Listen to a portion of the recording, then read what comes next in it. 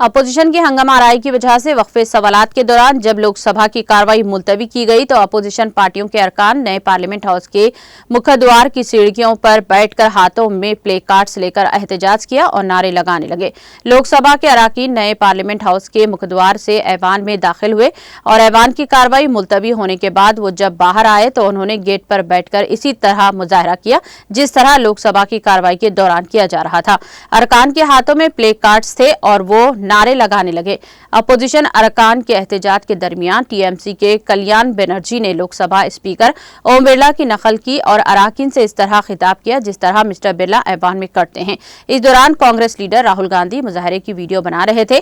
दरअसल कांग्रेस सदर मल्लिकार्जुन खड़गे ने हुकूमत पर हमला करते हुए कहा, मोदी शाह ऐवान की विखार की तौहीन की संगीन सिक्योरिटी कोताही के बावजूद वो पार्लियामेंट में आकर कोई बयान नहीं देते। मुझे बहुत दुख है कि तारीख में पहली बार इतनी अरकान असेंबली को मुअत्तल किया गया है। ये जमहूरियत की धज्जियां उड़ाने के मुतरादिफ है। ऐवान के विखार पर गहरा धक्का पहुंचा है।